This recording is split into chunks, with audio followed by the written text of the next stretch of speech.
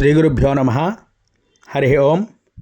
ఇప్పుడు మనం చెప్పుకోబోయేటువంటి అంశం ఏమిటి అంటే అండి, భీమఖండంలో గల మాణిక్యాంబా సమేత భీమేశ్వర స్వామి వారిని పురస్కరించుకుని 108 నక్షత్ర పాదలింగాల్ని మనం ఈ భీమఖండాన్ని పురస్కరించుకుని చేయడం జరుగుతోంది.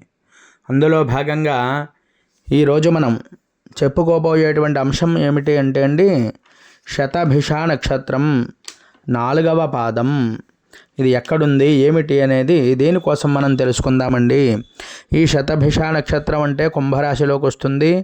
ఈ శతభిష నక్షత్రానికి అధిష్టాన దేవత ఎవరు అంటే వరుణుడు.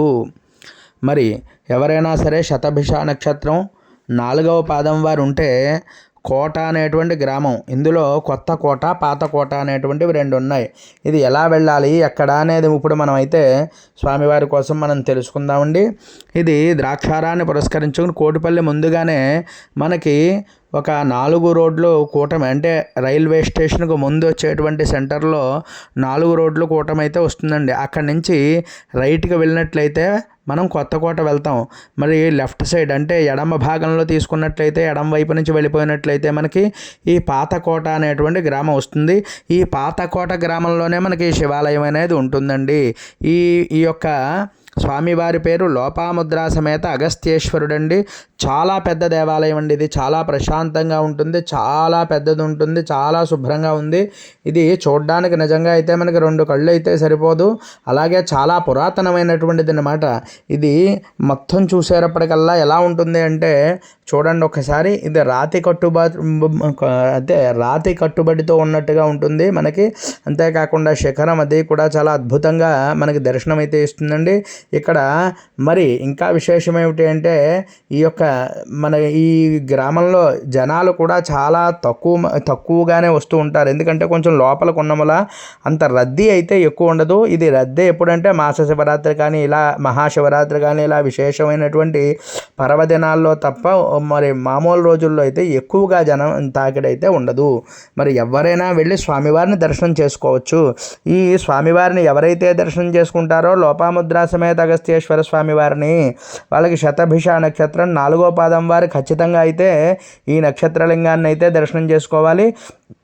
అలాగే శతభిషం 1, 2, 3, 4 ఈ జాతకులందరూ కూడా తప్పకుండా దర్శనం అయితే చేసుకోండి. ఎందువల్ల అంటే ఏదో మన పాదం కదా అని ఒకటే చేసుకోవడం కాకుండా ఈ నక్షత్రానుగ్రహం కలగాలి అంటే మొత్తం 4 పాదాలు కూడా దర్శనం చేసుకున్నట్లయితే ఆ నక్షత్ర దేవత యొక్క అనుగ్రహం మనకి లభిస్తుందండి.